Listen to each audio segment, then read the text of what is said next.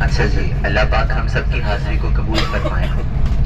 ابھی ہم لوگ غار ثور میں کے پاس تھے اور ہم سب نے وہاں سنا کہ ہمارے نبی صلی اللہ علیہ وسلم نے غار ثور میں کتنے دن قیام کیا تھا جی؟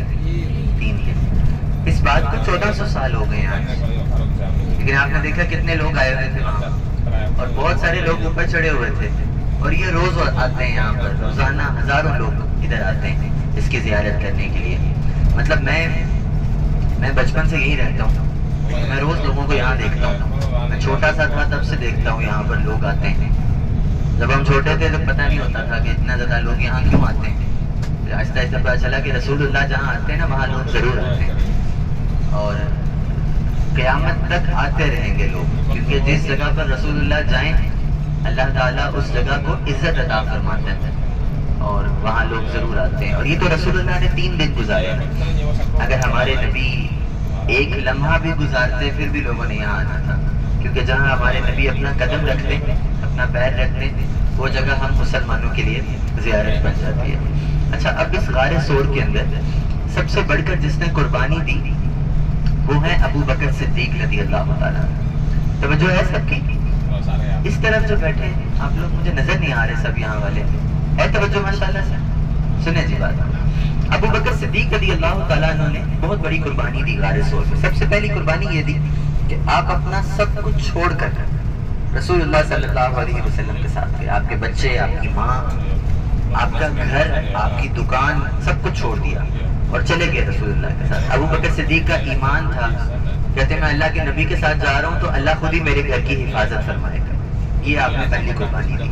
دوسری قربانی کہ آپ کو کاندھوں پہ بٹھا کر رسول اللہ کو اوپر لے کر گئے۔ ایک اور قربانی دی ابو بکر صدیق نے، اور وہ کیا ہوا سنیے گا۔ ابو بکر صدیق کہتے ہیں کہ جب میں رسول اللہ کو کاندھوں پر بٹھا کر اوپر لے کر گیا تو وہ کہتے ہیں ہم اوپر گئے تو ابو بکر صدیق کہتے ہیں میں نے رسول اللہ سے کہا کہ یا رسول اللہ آپ سو جائیں، رات کا وقت ہے، تھک گئے ہوں گے، آرام کریں۔ ابو بکر صدیق کہتے ہیں کہ حضور صلی اللہ علیہ وسلم نے میری گود میں سر رکھ لیا، اور ابو بکر صدیق کہتے ہیں حضور سو گئے۔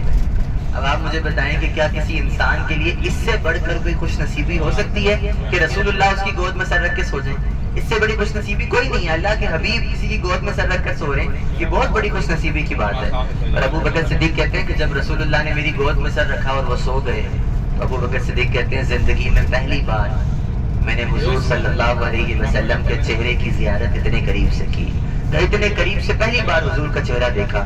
کیونکہ پہلے کبھی ایسا نہیں ہوتا تھا، پہلے جب حضور سامنے ہوتے تھے تو صحابہ نظریں نیچی کر کے بات کرتے تھے، کبھی بھی آنکھوں میں آنکھیں ڈال کے بات نہیں کرتے تھے حضور سے۔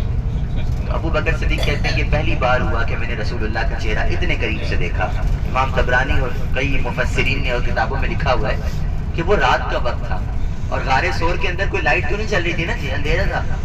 اس اندھیرے میں ابو بکر صدیق کہہ رہے میں نے رسول اللہ صلی اللہ علیہ وسلم کے چہرے کو دیکھا۔ تو اس کا مطلب یہ ہے کہ رسول اللہ کا جو چہرہ تھا نا وہ اندھیرے میں بھی لوگوں کو نظر آ جایا کرتا تھا، اندھیرے میں بھی لوگ اس کی زیارت، کیونکہ حضور کا نورانی چہرہ تھا، اندھیرے میں بھی نظر آتا تھا۔ اور پھر ابو بکر صدیق کہتے ہیں کہ وہاں ایک خطرناک واقعہ ہوا۔ واقعہ یہ ہوا کہ غار ثور میں ایک سانپ تھا، سانپ نے ابو بکر صدیق رضی اللہ تعالیٰ عنہ کو پیر پر کاٹ لیا۔ انسان کو سانپ کاٹ لے وہ کیا کرے گا جی؟ چیخے گا، چلائے گا، شور مچا دے گا۔ ابو بکر صدیق نے کہا میں اگر شور کر دیتا تو رسول اللہ سو رہے تھے، وہ جاگ جاتے۔ سانپ نے آپ کو ایک بار کاٹا، پھر دوبارہ کاٹا۔ جب اس نے دوسری بار کاٹا نا تو ابو بکر صدیق رونے لگ گئے۔ شور تو نہیں کیا آپ نے، آواز تو نہیں نکالی، رونے لگ گئے آپ۔ تو آپ کی آنکھوں سے نا آنسو گرے، اور وہ اللہ پاک کی طرف سے ایک وجہ بنی کہ رسول اللہ آپ کی گود میں سو رہے تھے، وہ آنسو گر کر رسول اللہ پر گر گیا، آنسو ہمارے نبی کے چہرے پر گر گیا۔ تو رسول اللہ اٹھ گئے، اور اٹھ کر ہمارے نبی نے پوچھا ابو بکر کیوں رو رہے ہو؟ تو ابو بکر صدیق کہتے ہیں رسول اللہ پیر پر سانپ نے کاٹا ہے۔ تو حضور صلی اللہ علیہ وسلم نے اپنا لعاب دہن، اچھا لعاب دہن کا مطلب ہے اپنا تھوک مبارک جو تھا، وہ ابو بکر صدیق کے پیر پہ لگایا جہاں سانپ نے کاٹا تھا۔ ابو بکر صدیق فرماتے ہیں رسول اللہ نے لعاب دہن لگایا، کہتے ہیں مجھے جتنا درد ہو رہا تھا سارا درد ختم ہو گیا، جتنی تکلیف ہو رہی تھی کہتے ہیں ساری تکلیف دور ہو گئی۔ ہے کوئی ایسا علاج کسی کے پاس آج کے دور میں؟ حضور نے لعاب لگائے، ہمارے نبی کا معجزہ تھا جو آپ نے وہاں پر کیا۔ اور پھر سنیں ابو بکر صدیق نے تو یہ قربانیاں دی نا، انسان کو 2 چیزیں بڑی پیاری ہوتی ہیں، توجہ ہے آپ سب کی میرے ساتھ؟ 2 چیزیں انسان کو بہت عزیز ہوتی ہیں، ایک اپنی جان دوسرا اپنی اولاد، اپنی بچے، یہ دو چیزوں کا انسان بہت خیال کرتا ہے۔ ابو بکر صدیق نے اپنی جان بھی دے دی غار ثور میں، اپنے بچے بھی قربان کر دیے رسول اللہ پر۔ آج میں اور آپ بڑی باتیں کرتے ہیں، ہمیں رسول اللہ سے محبت ہے، یہ ہوتی ہے محبت جو ابو بکر صدیق نے کر کے دکھائی، اپنا سب کچھ حضور پہ قربان کیا۔ اور پھر سنیں، ابو بکر صدیق تو خدمت کر رہے تھے، آپ کی ایک بیٹی ہے، ان کا نام ہے اسماء۔ کیا نام ہے جی؟ اسماء رضی اللہ تعالیٰ عنہ۔ ان کی عمر شاید 10 یا 11 سال تھی، چھوٹی بچی تھی۔ روز کھانا لے کر اوپر آتی تھی، کھانا، دودھ اور پانی لے کر 5413 فٹ کے اوپر جا کر کھانا جا کے پہنچایا کرتی تھی۔ مجھے آپ بتائیں، اتنی سی بچی، 10-11 سال کی بچی 5000 فٹ کیسے چڑھتی ہوگی جی؟ اگر ہم سوچیں تو یہ سمجھ میں نہیں آتا، بڑا مشکل کام ہے۔ چھوٹی سی بچی کیسے چڑھتی ہے 5000؟ اب تو سیڑھیاں ہیں، تب تو سیڑھیاں بھی نہیں تھی نا۔ 5000 فٹ چڑھنا یہ کوئی آسان بات نہیں ہوتی، جو سمجھ رہے ہوں گے آپ سب میری بات کو۔ 1000 فٹ اگر انسان بغیر سیڑھیوں کے چڑھے تو وہ بہت بڑی بات مانی جائے گی، 5000 فٹ کیسے چڑھتی تھی؟ تو علماء نے کتابوں میں لکھا ہوا ہے کہ یہ سوچو کہ وہ کھانا کس کے لیے لے کے جا رہی تھی؟ رسول اللہ صلی اللہ علیہ وسلم، اور اس کے لیے ابو بکر صدیق رضی اللہ عنہ۔ یہ دو کون ہیں؟ حضور صلی اللہ علیہ وسلم کائنات میں سب سے افضل ہیں، سارے لوگوں میں سب سے افضل جو ہیں وہ کون ہے جی؟ ہمارے نبی صلی اللہ علیہ وسلم۔ ہے توجہ آپ لوگوں کی میری بات پر؟ نیند آ رہی ہے سب کو؟ ناشتہ کیا تھا آپ لوگوں نے؟ سنیں میری بات کو، سب سے افضل کون ہے؟ ہمارے نبی صلی اللہ علیہ وسلم۔ اور اللہ کے جتنے نبی ہیں نا، سارے نبیوں کے بعد اگر کوئی افضل ہے تو وہ ابو بکر صدیق رضی اللہ تعالیٰ۔ تو یہ دو افضل لوگ تھے نا، ایک رسول اللہ اور ایک ابو بکر صدیق، اور وہ بچی ان کے لیے کھانا لے کے جا رہی تھی، افضل لوگوں کے لیے۔ تو کتابوں میں لکھا ہوا ہے کہ جب وہ دو افضل کا مطلب ہوتا ہے معزز، بہت اچھے لوگ، تو کتابوں میں لکھا ہے کہ کیونکہ وہ دو افضل لوگوں کے لیے کھانا لے کے جا رہی تھی تو اللہ نے اپنے افضل فرشتے، اچھے فرشتے اس کے ساتھ بھیجے ہوئے تھے کہ اگر بچی گرے تو اس کو پکڑ کر اوپر بھیج دینا، گرنے لگے تو سنبھال لینا۔ فرشتے اس بچی کو اوپر لے کر جاتے تھے، اللہ کی رحمت اس بچی کو اوپر لے کر جاتی تھی۔ وہ بچی خود بتاتی ہے، حضرت اسماء کہتی ہیں کہ میں نا روز گھر پہ کھانا بناتی تھی، کھانا بن جاتا تھا، کہتی میں دے آتی تھی۔ وہ کہتی ہے میں نے پہلا دن ایسا کیا، گھر پہ کھانا بنایا دے آئی، دوسرا دن ہوا کھانا بنایا دے آئی، جب تیسرا دن ہوا نا، کہتی ہے میرے گھر پر ابو جہل آ گیا، اور اکیلا نہیں آیا، بہت سارے آدمی لے آیا۔ کہا یہ بچی جو ہے نا اس کو پتا ہے رسول اللہ کہاں ہے، کہا اس سے پوچھو۔ تو وہ پوچھنے آئے تو وہ چپ ہو گئی، جواب نہیں دے رہی تھی۔ تو لوگوں نے ابو جہل سے کہا کہ یہ نہیں بتا رہی۔ ابو جہل نے کہا یہ پوچھو، یہ بچی جھوٹ نہیں بول سکتی کیونکہ یہ ابو بکر صدیق کی بیٹی ہے۔ صدیق کا مطلب کیا ہوتا ہے جی؟ کوئی بتائیں گے یہاں پر؟ سچا، سچ بولنے والا۔ ابو بکر صدیق نے زندگی میں جھوٹ نہیں بولا تھا۔ ابو جہل کہتا ہے یہ جھوٹ بول ہی نہیں سکتی، اس کو پتا ہے، یہ بتائے گی۔ تو خود چلا گیا ابو جہل حضرت اسماء کے پاس، کہا یہ تم کھانا کس کے لیے بنا رہی ہو؟ کھانا بنا رہی تھی نا وہ، کہا کس کے لیے بنا رہی ہو؟ خاموش رہی۔ کہا بتاؤ رسول اللہ کہاں ہیں؟ تو وہ بچی کہتی میں نے ابو جہل سے کہا ابو جہل میں جانتی ہوں رسول اللہ کہاں ہے، میں نہیں بتاؤں گی تمہیں۔ کہا نہیں بتاؤں گی۔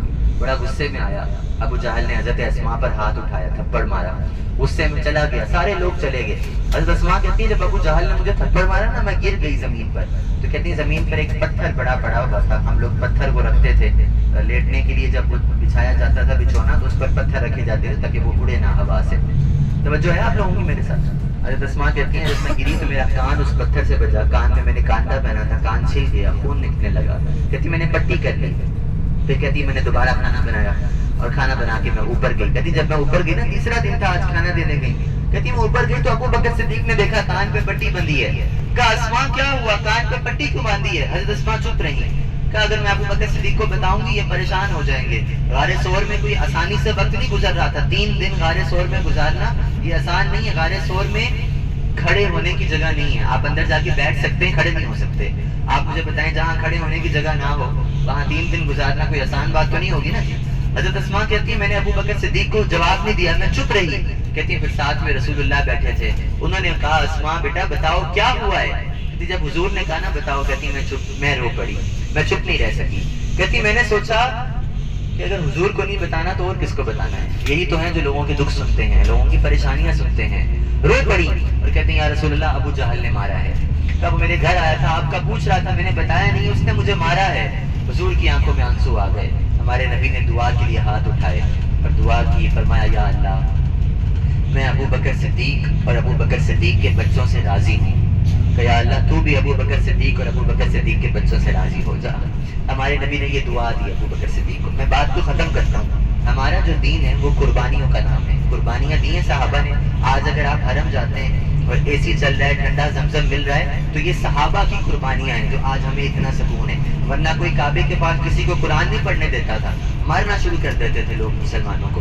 ہمارے نبی نے وہ قربانیاں دی ہیں, صحابہ نے قربانیاں دی ہیں. میں تو ابھی آپ کو صرف غار ثور کا بتا رہا ہوں. دین اسلام میں اتنے سالوں تک قربانیاں صحابہ نے دی ہیں کہ میں اور آپ وہ قربانیوں کا سوچ بھی نہیں سکتے. ہم یہ دعا کرتے ہیں اللہ پاک سے, جیسے صحابہ نے دین کے لیے قربانیاں دی ہیں, اللہ پاک ہمیں بھی دین کے لیے قربانیاں دینے کی توفیق عطا فرمائے. اللہم آمین. اب انشاءاللہ آپ یہ سیدھے ہاتھ پہ اگر دیکھیں گے نا تو یہ عرفات کا میدان ہے. ہم اس میں جانے لگے ہیں انشاءاللہ. یہ درختوں والا جو آپ کو میدان نظر آ رہے ہیں, یہ ہے میدان عرفات. انشاءاللہ ہم اس کے اندر جائیں گے. عرفات وہ جگہ ہے جہاں پر لوگ حج کرنے کے لیے جاتے ہیں. تو انشاءاللہ ہم ابھی اس عرفات کے میدان کے اندر جا کر اس کی زیارت کریں گے. حبیبی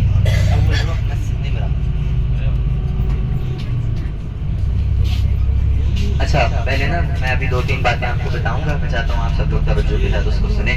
سب سے پہلی بات یہ دیکھیں, یہ ابھی ہم نا عرفات کے اندر داخل ہونے لگے. یہاں رائٹ لیفٹ جو یہ میدان سارا ہے, یہ میدان عرفات ہے. یہ ہم عرفات کے میدان کے اندر آ گئے. اب آپ یہ سارا میدان جو دیکھ رہے ہیں میدان عرفات ہے. اچھا, یہ میدان جو ہے دیکھیں 3 ایسی جگہیں ہیں جہاں پر حاجیوں نے آنا ہوتا ہے. مینا, عرفات, مزدلفہ. یاد رہیں گی تینوں جگہ انشاءاللہ, مینا, عرفات, مزدلفہ. اس میدان کا نام کیا ہے جی؟ عرفات. تو یہ اللہ کا شکر ہے کہ ہم اس کے اندر ہیں. حاجی کا مینا میں جانا جو ہے نا وہ سنت ہوتا ہے. مینا کے اندر جانا کیا ہے جی؟ سنت. مزدلفہ میں حاجی کا جانا ہے واجب, اور ادھر عرفات میں حاجی کا آنا ہے فرض. اور جب تک حج کا فرض نہیں ہوگا نا تب تک حج بھی نہیں ہوگا. ایک حاجی بنتا ہی تب ہے جب وہ ادھر آتا ہے عرفات. تو یہ ہم اس کے اندر آگے, یہاں خیمے لگے ہوتے ہیں حاجیوں کے لیے, آپ دیکھ رہے ہیں اس پر کپڑا چڑھایا جاتا ہے خیموں پر. ابھی تو کیونکہ حج نہیں ہے تو انہوں نے خیمے سمجھتے ہیں نا سب لوگ, ٹینٹ وغیرہ وہ یہاں ہوتے ہیں. ابھی حج نہیں ہے تو وہ کپڑا اس سے اوپر سے اٹھا لیتے ہیں, حج ہوتا ہے تو دوبارہ لگا دیا جاتا ہے. اچھا سنیں جی, توجہ کے ساتھ سنیں انشاءاللہ. توجہ ہے نا آپ سب لوگوں کی؟ ماشاءاللہ. وہ عرفات میں ہی حضرت آدم علیہ السلام اور سیدہ حوا رضی اللہ تعالیٰ عنہ نے ایک دوسرے کو پہچانا تھا. ان کی جو ملاقات ہوئی تھی وہ عرفات کے میدان میں ہوئی تھی. اللہ کا احسان ہے کہ ہم ادھر اس میدان میں ہیں. ایک بڑی مشہور روایت ہے لوگوں کے اندر, لوگ کہتے ہیں کہ حشر کا میدان یہاں ہوگا عرفات میں. تو ایسا نہیں ہے. حشر کا میدان جو ہے وہ ہمارے نبی صلی اللہ علیہ وسلم نے فرمایا کہ ملک شام میں ہوگا. کہاں ہوگا جی؟ توجہ نہیں لگ رہی آپ لوگوں کی؟ کہاں ہوگا؟ ملک شام میں. اور ملک شام مطلب سیریا جس کو ہم کہتے ہیں, وہاں حشر کا میدان ہے. لیکن عرفات کے بارے میں اس کو لوگوں نے مشہور کیا ہے, تو ایسا نہیں ہے. یہ سمجھ لیں کہ حشر کا میدان ملک شام میں ہے. اچھا جی, عرفات کے اندر ایک مسجد ہے, اس کا نام ہے مسجد نمرہ. کیا نام ہے جی؟ یہ وہ مسجد ہے جہاں پر ہر سال حج کا خطبہ ہوتا ہے اور حج کی نماز ہوتی ہے. یہ مسجد ابھی تو بند ہے, ہم اس کے پاس جا رہے ہیں. یہ صرف حج پر کھلتی ہے. حج کے علاوہ پورا سال یہاں کوئی اذان, کوئی نماز نہیں ہوتی. حج والے دن اس کو کھولا جاتا ہے حاجیوں کے لیے.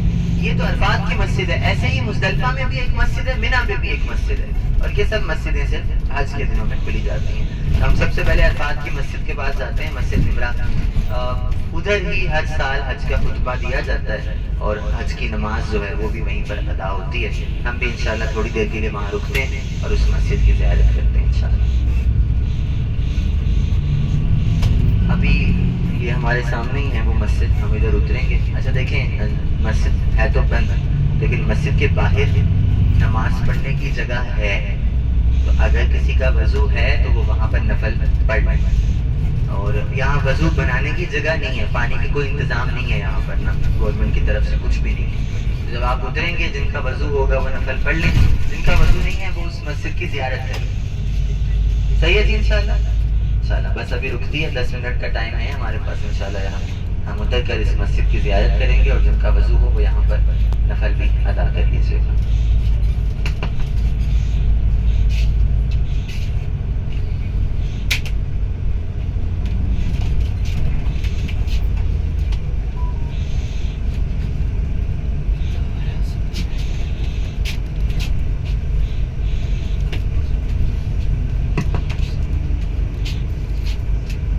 اچھا یہ دیکھیں, یہاں جانا ہے، آپ نے جہاں سامنے لوگ نماز پڑھے نا ادھر